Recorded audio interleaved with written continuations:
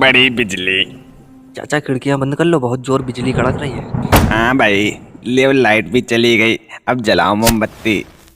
अब मेरे दिमाग में एक बात आ रही है, वो यह है कि ये बिजली की खोज आखिर की किसने। तो आज हम जानेंगे बिजली की खोज और उससे जुड़े आविष्कार की, कि कैसे हमने आकाशीय बिजली को देखा और उसके बाद कैसे हमने इस अद्भुत पावर को कंट्रोल किया। तमाम वैज्ञानिकों की खोज, आविष्कार और सफल असफल एक्सपेरिमेंट से आज हम आधुनिक दुनिया में कदम रख पाए हैं। यह कहानी है आधुनिक दुनिया के बनने की, जो एक छोटी सी चिंगारी के कंट्रोल करने से शुरू होती है और बनती है एक ऐसी दुनिया जिसकी कल्पना भी नहीं की जा सकती थी। उस समय यदि आपसे कोई कहता कि आने वाले समय में हम इंसान बड़ी बड़ी मशीनें चलाएंगे, 7 समुंदर पार एक दूसरे से बातें कर पाएंगे, रात में भी पूरे शहर को रोशनी से भर देंगे, तो क्या आप यकीन करते? जाहिर सी बात है नहीं, लेकिन ऐसा हुआ है, और वो भी इंसान की जिज्ञासा से कि कैसे आकाशीय बिजली चमकती है और यह क्या चीज़ है।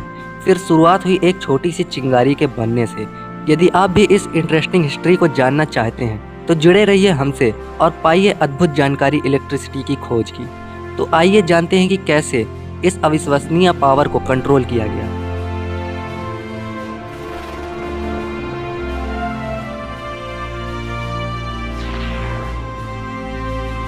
तो कैसे किया? आइए एकदम शुरू से बताते हैं।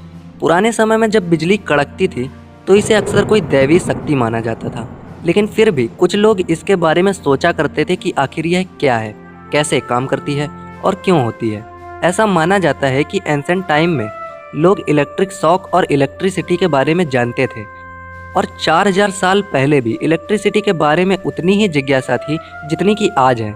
बात अगर प्रमाण की करें तो इजिप्शियन टेक्स्ट में इलेक्ट्रिक फिश का जिक्र मिलता है। कार्बन डेटिंग के अनुसार लगभग 2750 BCE में यहाँ के लोग इलेक्ट्रिक फिश से लगने वाले शॉक के बारे में जानते थे। प्राचीन मिस्र के ग्रंथों ने इन मछलियों को थंडरर ऑफ द नील के रूप में बताया है। यह दूसरी मछलियों की रक्षक मानी जाती थी। चुंबक की खोज के बाद इसकी शक्तियों की अक्सर चर्चा होती थी। 600 BCE में थेल्स ऑफ माइलेटस, जो कि एक ग्रीक के फिलोसोफर थे, उन्होंने ऑब्जर्व किया कि यदि हम एम्बर को रगड़ते हैं तो यह हल्की चीजों जैसे पंख आदि को आकर्षित करता है। एम्बर पेड़ों से निकलने वाला एक चिपचिपा पदार्थ होता है जो सूख जाने के बाद ठोस हो जाता है। पुराने समय में इसका इस्तेमाल आभूषण में किया जाता था। तो थेल्स ने बताया कि एम्बर को रगड़ने पर यह हल्की चीजों को आकर्षित करता है। इनका मानना था कि चुंबक और एम्बर में आत्माएं होती हैं जो इन्हें ऊर्जा प्रदान करती हैं। यहाँ पर आपको बता दें कि ग्रीक में सूर्य के लिए हेलेक्टर शब्द का प्रयोग किया जाता था। फिर धीरे धीरे एम्बर के रंग और आभूषण में इस्तेमाल होने के कारण वहाँ के लेखकों के द्वारा इसे इलेक्ट्रॉन कहा जाने लगा। प्लेटो और अरस्तु ने भी एम्बर के इस गुण के बारे में जिक्र किया था। फिर इसके कई सालों बाद 460 BC से 55 BC, यानी कि आज से लगभग 2300 साल पहले, कई दार्शनिक जैसे एपिक्यूरस, ल्यूक्रेटियस, डेमोक्राइटस ने बताया कि सभी तत्व एटम से बने हैं, यहाँ तक कि आत्मा भी एटम से बनी हुई है। और लोडस्टोन यानी कि चुंबक के बारे में उनका कहना था कि जब हम लोडस्टोन को लोहे के पास ले जाते हैं तो लोडस्टोन से निकलने वाले परमाणु हवा को दूर कर देते हैं, जिसके कारण खिंचाव होता है और मैग्नेट से चिपक जाता है। इस प्रकार इस रहस्यमयी शक्ति के बारे में कुछ लोगों ने तर्क करना शुरू किया, और ऐसा कहा जाता है कि उस समय के लोग इस इलेक्ट्रिसिटी में प्रोग्रेस कर पाए थे। 1936 में इराक में ऐसी बैटरी पाई गई है जो 150 BC के समय की है, यानी कि तकरीबन 2100 साल पुरानी है। लेकिन अभी तक यह पता नहीं चल पाया कि इसका इस्तेमाल किस चीज में किया जाता था। कई सालों बाद रोम में स्क्राइबोनियस लार्जस और प्लिनी द एल्डर ने बताया कि इलेक्ट्रिक कैटफिश के झटकों में शून्य करने की शक्ति होती है और ये झटके मेटल में भी ट्रेवल कर सकते हैं, और बताया कि यह मछलियां सरदर्द में भी राहत दे सकती हैं। समय बीतता गया और इसके बारे में लोगों की जिज्ञासा कम होती गई। फिर सन 1300 में अरब के नेचुरलिस्ट और फिजिशियन ने इलेक्ट्रिक रे के झटकों को आकाशीय बिजली के समान बताया। ऐसे ही छिटपुट थ्योरी आती रहती थी। फिर अगले कई साल तक इसमें कोई खास तरक्की नहीं हुई, और अभी तक यह धारणा चली आ रही थी कि मैग्नेट और एम्बर में कोई रहस्यमय शक्ति है। फिर विलियम गिलबर्ट ने मैग्नेट और एम्बर की इस अनोखी शक्ति में इंटरेस्ट लेना शुरू किया, और सन 1600 में उन्होंने एक किताब लिखी, नाम था डे मैग्नेटे। यह किताब उन्होंने 17 वर्षों तक कई एक्सपेरिमेंट करने के बाद लिखी, जिसमें उन्होंने बताया कि पृथ्वी एक विशाल चुंबक की तरह व्यवहार करती है, जिसमें 2 चुंबकीय पोल्स होते हैं। गिलबर्ट ने स्टैटिक इलेक्ट्रिसिटी के बारे में भी लिखा कि एम्बर ही नहीं, कुछ और चीजों को भी रगड़ने पर यह गुण प्राप्त होता है। उन्होंने एम्बर के इस गुण को इलेक्ट्रिक फोर्स नाम दिया, क्योंकि एम्बर को ग्रीक में इलेक्ट्रॉन कहा जाता था। इसे मेजर करने के लिए और यह पता लगाने के लिए कि किसमें यह गुण है और किसमें नहीं, उन्होंने एक उपकरण वर्सोरियम बनाया, जो दुनिया का पहला इलेक्ट्रोस्कोप था, जिसकी मदद से यह पता किया जा सकता था कि कौन कौन से पदार्थ को रगड़ने पर यह गुण प्राप्त होता है। उनका यह भी तर्क था कि मैग्नेटिज्म और इलेक्ट्रिसिटी दोनों अलग हैं, जबकि ये दोनों एक ही सिक्के के दो पहलू हैं। इस प्रकार एक बार फिर से इस रहस्यमय शक्ति के बारे में चर्चा होने लगी।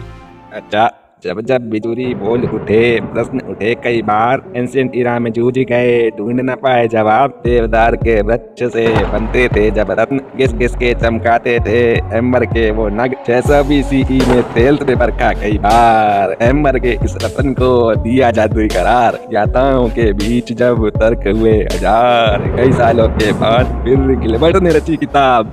अरे वाह, आपने तो इतनी बड़ी कहानी को मात्र 12 लाइन में बता दिया। फिर इसके बाद कई वैज्ञानिकों ने अपने अपने थ्योरी देना शुरू कर दी। फिर 1650 में जर्मन साइंटिस्ट ओट्टो वान ग्यूरिके, जो कि खगोल विज्ञान में काफी इंटरेस्ट रखते थे और मानते थे कि हमारी पृथ्वी अंतरिक्ष में निर्वात के माध्यम से चलती है, और वह पृथ्वी पर उस वातावरण को उत्पन्न करना चाहते थे। कई एक्सपेरिमेंट के बाद उन्होंने एयर पंप का आविष्कार किया, जिसकी मदद से किसी भी पात्र को निर्वात यानी वैक्यूम किया जा सकता था, और यह बताया कि वैक्यूम में बहुत ज्यादा बल होता है। अब उनका इंटरेस्ट फोर्स में ज्यादा हो गया, इसलिए उनका ध्यान विलियम गिलबर्ट के इलेक्ट्रिक फोर्स की तरफ गया। उन्होंने पाया कि किसी चीज को आकर्षित करने के लिए एम्बर और अन्य चीजों को घिसना पड़ता है, और यह आकर्षण बहुत ही हल्की चीजों जैसे पंख आदि को आकर्षित करता है। तो ग्यूरिके ने सोचा कि क्यों न एक ऐसी मशीन बनाई जाए जिससे कि तेजी से घर्षण किया जा सके।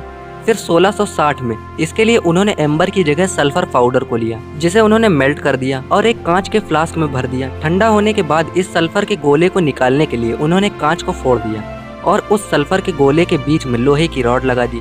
इसे एक लकड़ी के ढांचे में सेट कर दिया। अब इस गोले को ग्यूरिक ने तेजी से घुमाना शुरू कर दिया, जिसके फलस्वरूप पंख और हल्की चीजें बहुत तेजी से आकर्षित हुई। लेकिन एक बार आकर्षित होने के बाद वे प्रतिकर्षित होने लगती हैं। इससे विलियम गिलबर्ट की यह बात गलत साबित हो गई कि एम्बर और अन्य चीजों को रगड़ने पर केवल आकर्षण का गुण होता है, जबकि इसमें आकर्षण और प्रतिकर्षण दोनों हो रहे थे। करीब एक दशक के बाद 1672 में ग्यूरिके ने इस आविष्कार के बारे में कुछ अजीब बताया। उन्होंने बताया कि जब सल्फर के गोले को तेजी से घर्षण के साथ घुमाया जाता था तो यह ग्लो करने लगता था, जिसके बाद उनका यह आविष्कार कई जगह फैल गया और बहुत से वैज्ञानिकों ने इसे अपने अपने तरीके से बनाकर एक्सपेरिमेंट किए।